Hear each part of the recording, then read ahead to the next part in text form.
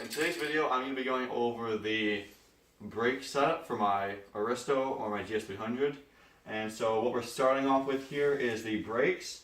These are 1993 to 1998 Mark IV Toyota Supra 4-piston brakes. So you got 2 on each side. They look pretty sick, as you can tell. They're aluminum brakes. I got them. They are like replica, like remanufactured ones. They're made out of aluminum. So they're lighter than the real steel ones, but they directly bolt onto my car. Just got to use bigger rotors, which I ordered as well. So what we're going to do, starting off today's video, is paint up these brakes, and then we're going to do the braided stainless steel brake lines, and then maybe if we have time today, bleed them, and then that'll be the end of the brake system. So let's go ahead and throw a coat on here.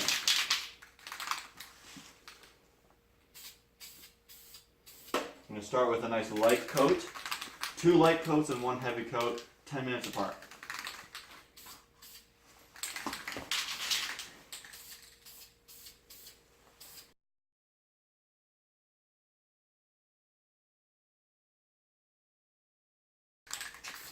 Alright, there's the first coat.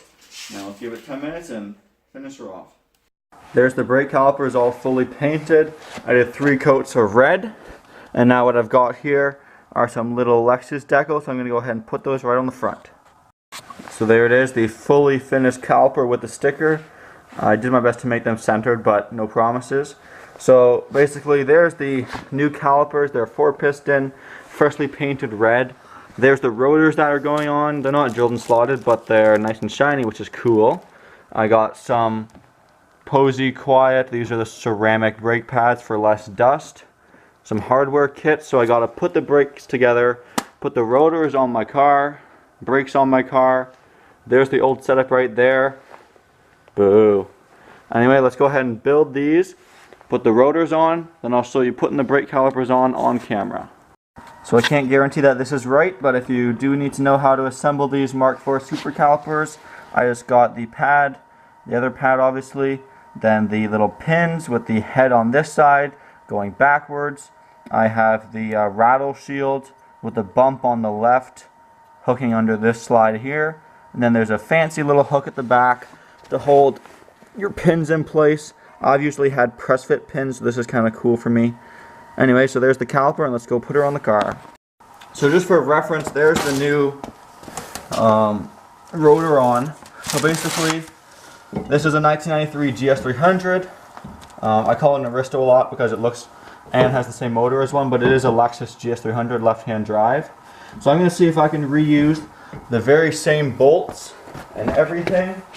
They look like around M12 fine thread bolts, but I cannot confirm that. So let's see if she bolts right up. I really hope she does. That would make me very happy. I don't know how tight this is going to be. Oh, very nice, very nice.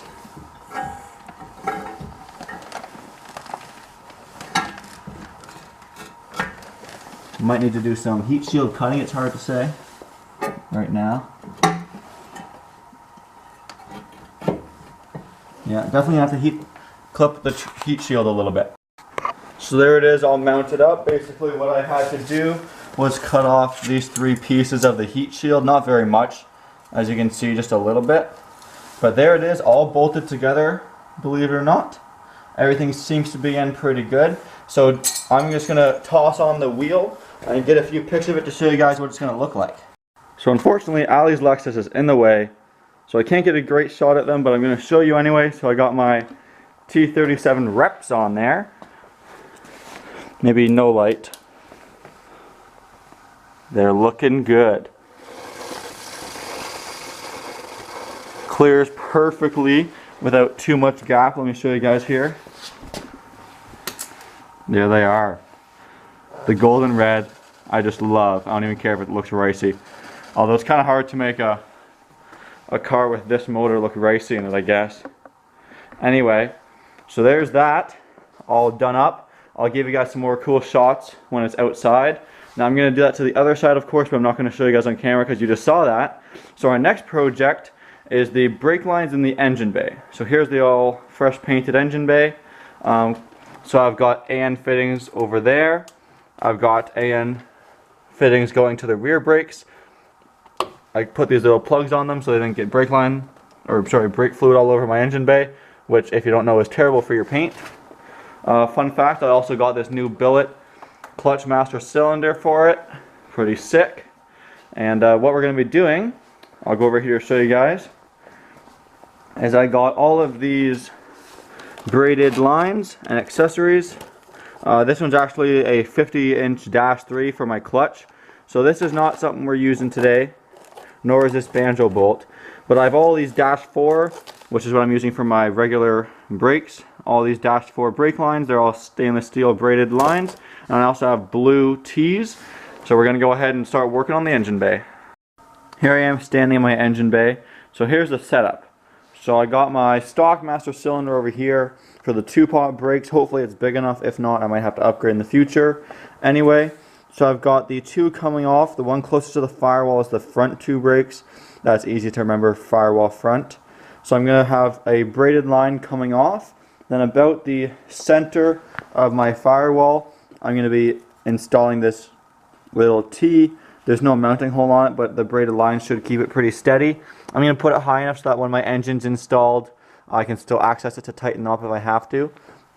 Now, how I'm going to be installing everything, I got all my hardware over here. I'm going to be using these rubber insulated little clips that should clip right around the 4AN line quite nicely. They might be a little small, but that's okay. It won't crush it. Then I've got all these self-tapping screws to kind of hold everything in place. I don't want to drill and tap my firewall because there's like your heater core, computers and stuff back there. So I'm thinking those screws should be short enough to just not hurt anything. Anyway, yeah, so I'm going to be running from the back to the center to a T. One in this little grommet going to my passenger brake. The other in this grommet going to my driver's side brake.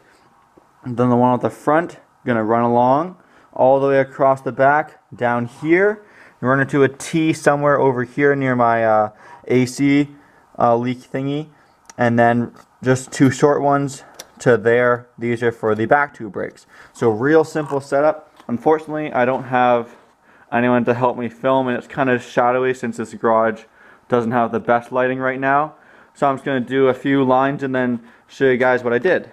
Alright, so I got half the brake lines done, so I'm going to show you before doing the other 2. Here they are right here. Pretty good looking if you ask me. So that bend was kind of hard to make. I just kind of tried to do it so when my motor's in, it's not super close to my motor. But anyway, the clamps can always be loosened off and adjusted a little bit, but there is the first set of brake lines. As you can see, I tucked it, did a clamp there, ran it along the curvature of the engine bay, clamp there. This is free floating, but because of the clamps so close to it, it's really not going to go anywhere. Nothing's being tightened down until I can confirm everything fits nicely. 2 clamps there, then same on the driver's side. You got a clamp there, and then these go into the wheel wells for the front brakes. So let's go ahead and do the backs. Alright, so here we have all the brake lines completely finished. They're not bad. There was a few little things I had to deal with. So for the rear brake lines, that's this steel line on the bottom here. I ordered it a little too long just to be on the safe side, so I had to add a little loop, but I don't really mind that.